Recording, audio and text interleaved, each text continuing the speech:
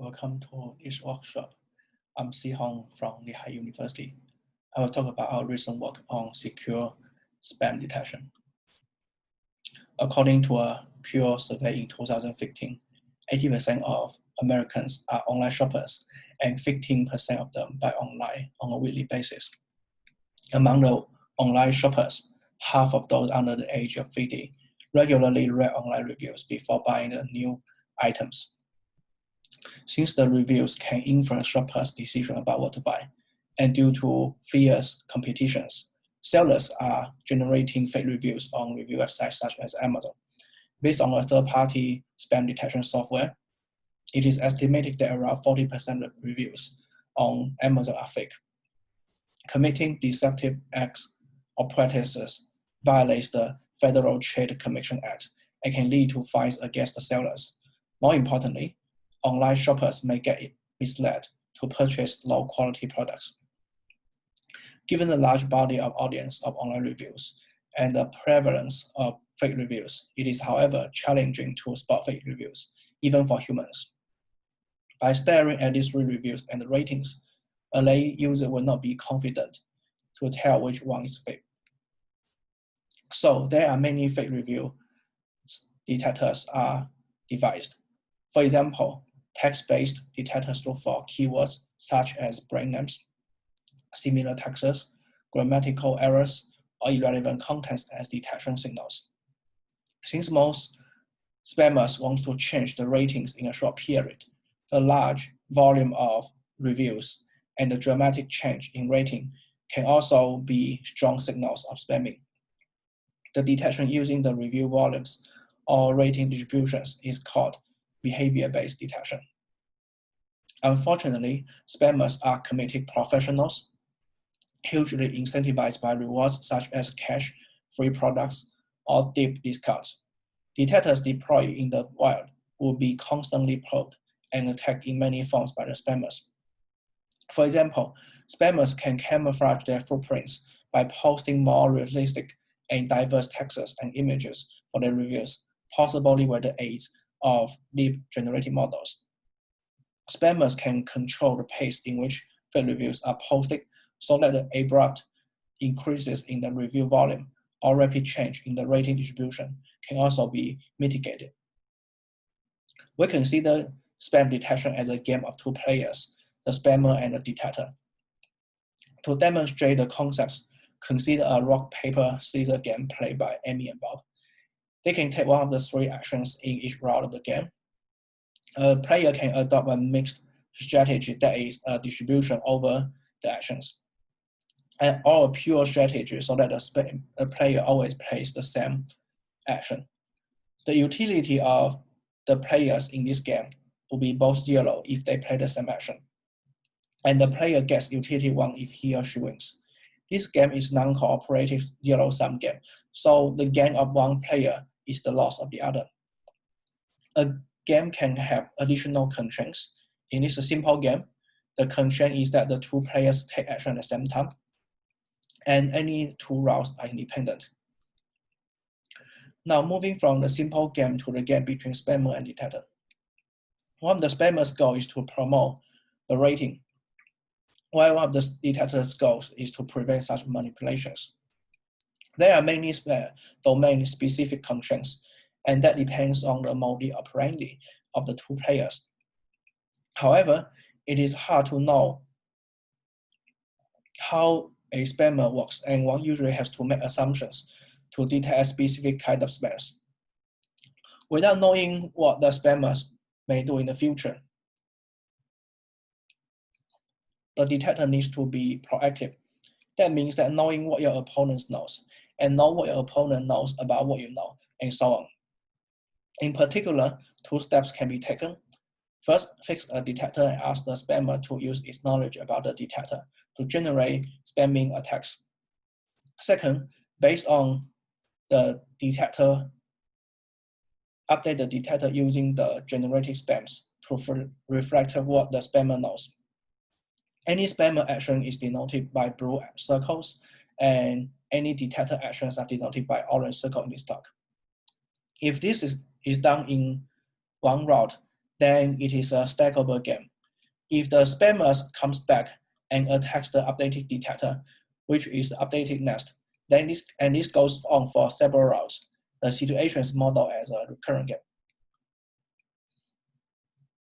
The first example of the game is play against time series-based spam detectors. First of all, construct time series of the number of reviews, the percentage of positive ratings, and the average ratings.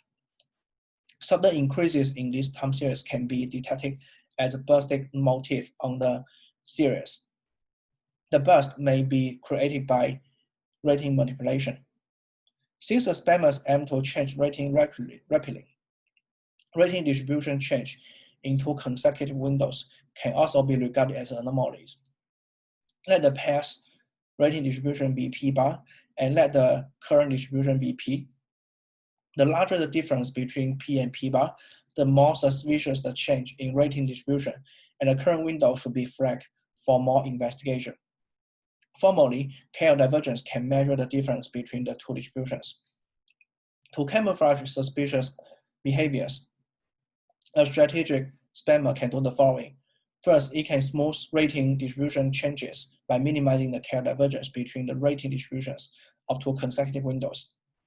Second, it can constrain the average rating to be within a small range so that the upper bound makes sure that there is no dramatic increase, and the lower bound guarantees a minimal promotion. The optimization has some good properties. First is related to entropy maximization and is thus convex. The problem can be solved in the dual space using gradient ascent. The optimization problem is also general to incorporate other spamming and detection goals and constraints. We're going to see a couple of optimization problems being used in the experiment.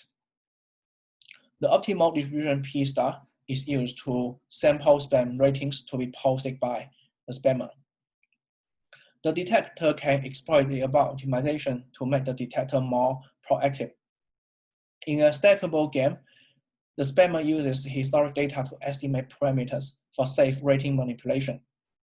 And then you solve the optimization problem to simulate promotional campaigns with camouflage. The detector can harvest the generated data to retrain the spam classifier, which is a linear combination of CDFs of basic detection signals. The retrained classifier will be deployed in the future where camouflage may or may not happen. But since the detector has seen the camouflage spams, it will be more sensitive to such more insidious attacks. We formulate 9 optimization problems with different camouflaging constraints and goals, and deter is a linear classifier with 9 detection signals. After retraining, we can use the magnitudes of the length weight to see the relative importance of the signals in detecting camouflage spams.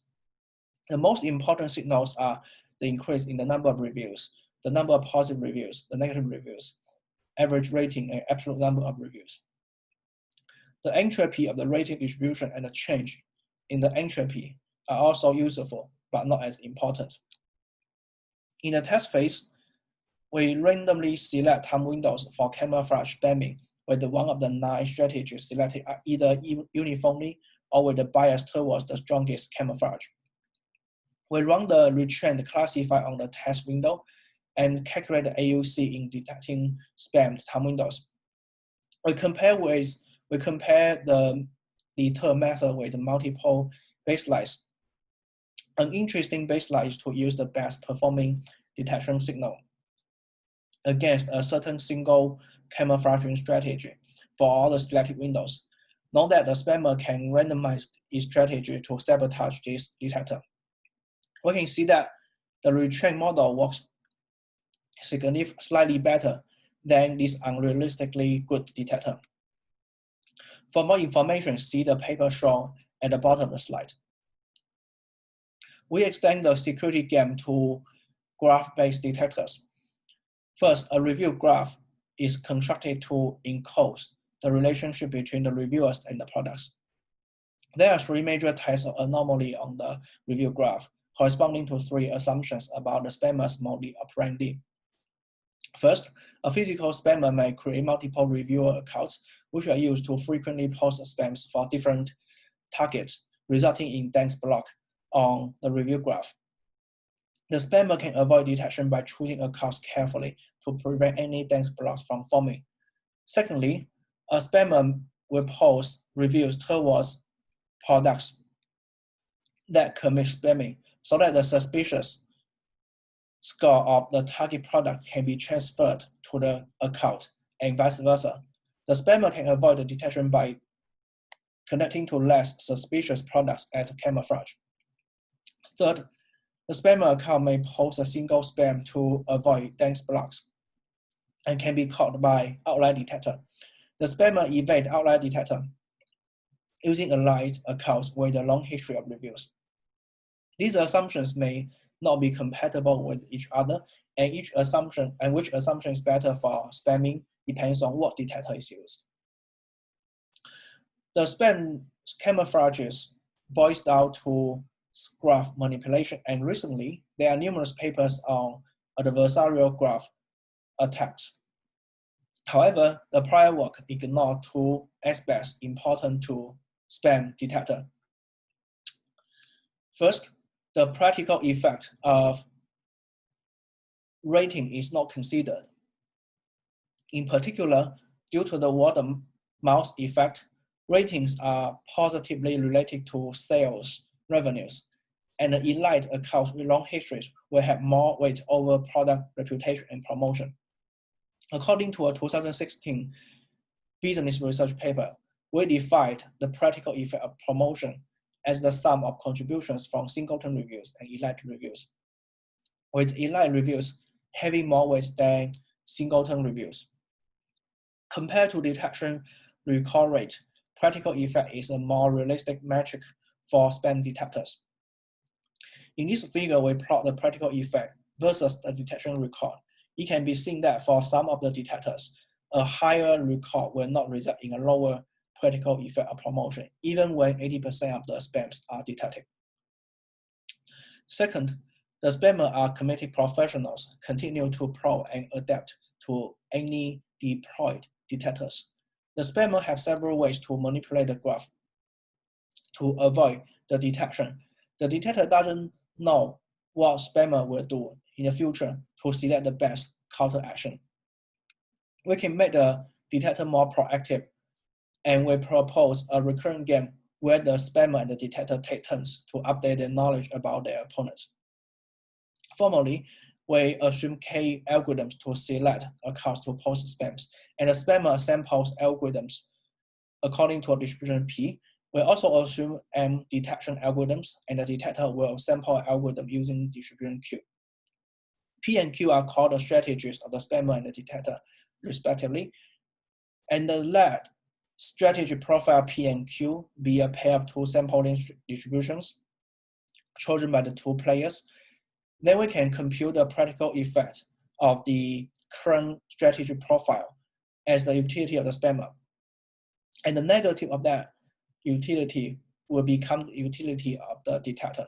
Here, the utility of one player depends on the strategy taken by its opponent. So this is a non-cooperative zero-sum game.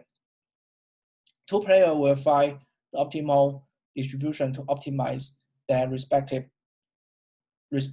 utilities. The optimization problem is non-smooth and stochastic, so we propose reinforcement learning to learn optimal sampling strategies of the two profiles of the two players. The algorithm itself is quite complicated, and here is a working example. First, the spammer uses his knowledge about the current detector to sample algorithm that decides what accounts are used to post spams. In this example, the sample algorithm decides to post two elite spams, R1, R2, using two elite accounts, and the remaining 4 singleton reviews are posted using new accounts. Then the detector filters some spams, and only R2 is left. The goal is for the spammer to probe the detector's detection preference, whether it detects more elite or singleton reviews, and for the detector also to gauge its capability of dealing with the current spamming strategy. Quantitatively, the practical effect is computed based on the false negatives, since the true positives are removed by the detector. The practical effect is back propagated to the detector and spammer so that it can be updated. In this way, the posting and the detected spams serve as a way for the players to communicate. The updated spammer and detector strategies are used in the next round of the game. When the game converges, the resulting sampling distributions are the optimal strategies of the spammer and the detector. Please stop by the talk of the paper, Robust Spammer Detection by Nash Reinforcement Learning at the main conference. Thanks for listening to this talk.